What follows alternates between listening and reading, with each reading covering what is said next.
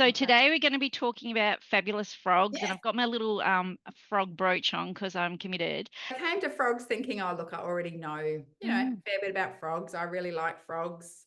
Um, but I knew that I didn't want to make it a life cycle book. So yeah, obviously the life cycle is in there. You can't write a frog book yeah, without no, their amazing metamorphosis. So that is there. But I thought most of what, children often learn about with frogs, and a lot of the books really just focus on that. So I yeah, thought I want to go beyond the life mm, cycle. And with that, I was surprised at how much, I didn't know. So I didn't know that they slough their skin. yes. They all shed their skin and then they eat, they eat their skin for those nutrients. And I thought, wow, just so many weird, interesting things that children can learn about frogs. Type of series, isn't it? Yeah. So what is it like? Tell me about that. Yeah. We never started with the plan of a series.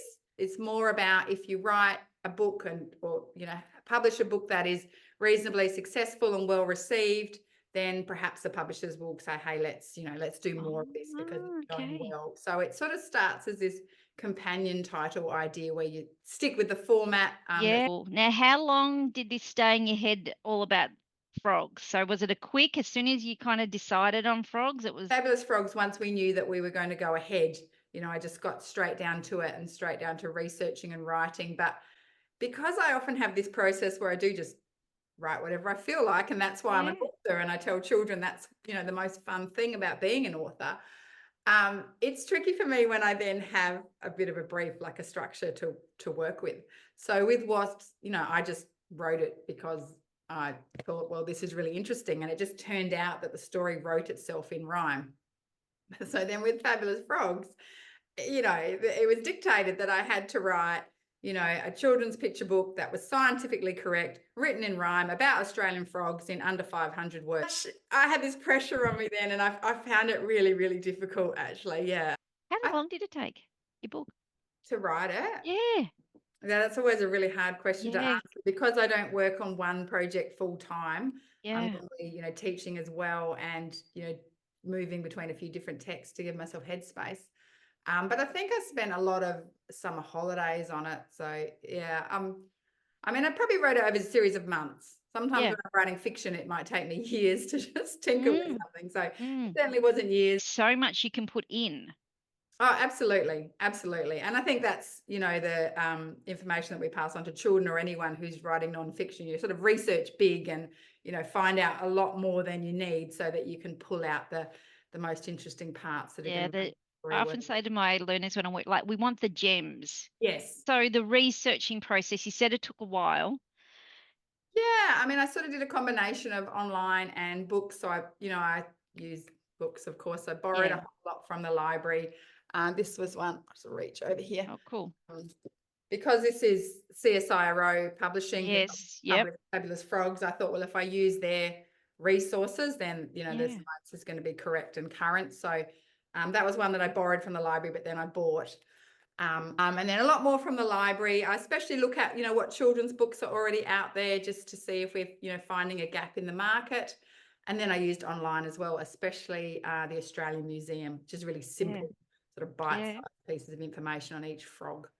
Oh, So wow. nice for us, isn't it? Like it's nice to look through a book and get off the screen and it Yeah. engages a different part of your brain. And then of course the presentations that I went to with he plays frog noises and has anecdotes in his presentation. So all that kind of research goes together as well as the online, which of course we use as Or how do you decide which is going to be in rhyme and what's going to be at the back, or like, yeah, I mean, the detailed information at the back that we tend to call the back matter. I wrote that last, but of course I researched all of it at once. So I had all this research and then, finding, as you said, those gems, finding what's interesting to work into the main. It's sort of a narrative. I mean, it's non-fiction, but it is a bit of a it's narrative. beautifully written. So finding, those really fascinating things to put in the story, I guess. And then what the back matter does is it picks up the facts that, were too sort of dense for the story, but it all relates back to the actual text. So the Yeah. frogs that, we touched on in the text, if you want to know more about really deepening and strengthening what's already in the story for, children and educators who want more, or when they're reading the story, they think, oh, how does that work? That's, I need to know Yeah. a bit more. And hopefully that's what's in the back. Was there a frog name that amazed you the most?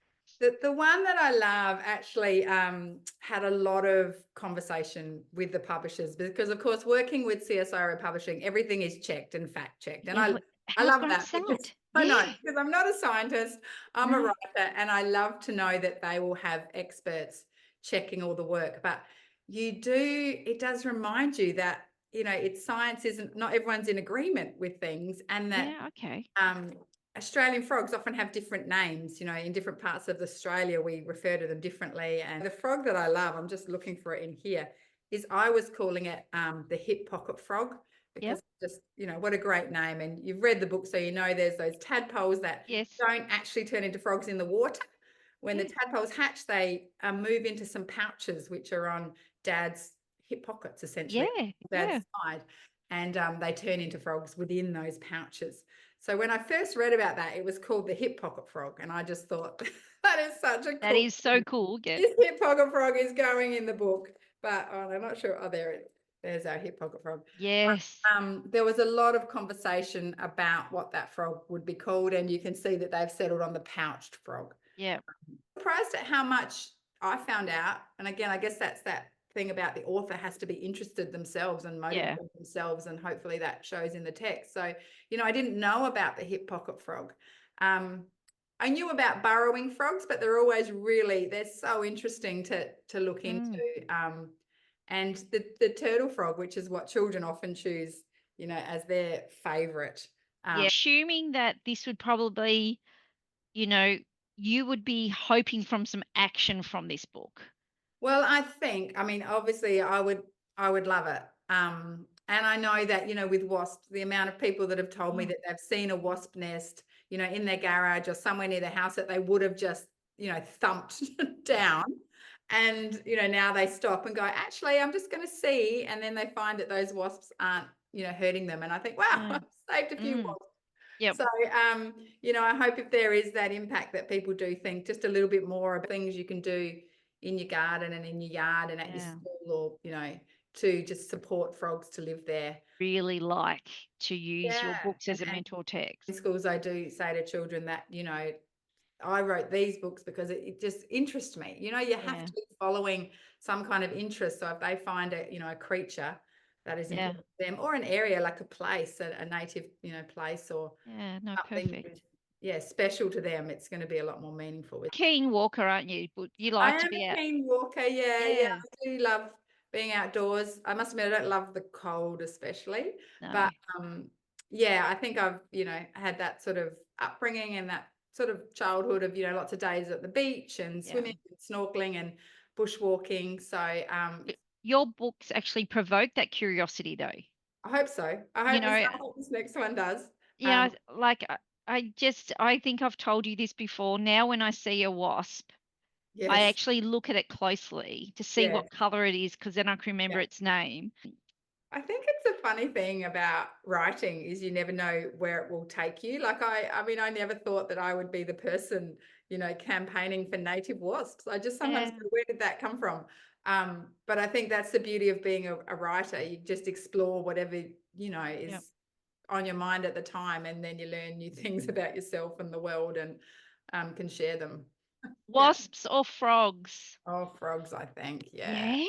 Terms of just, Wow. well, because I always, like I said, I've always loved frogs Mm. actually, and wasps. I definitely developed an appreciation for them, Yeah. which I want to share with the world. But you wouldn't.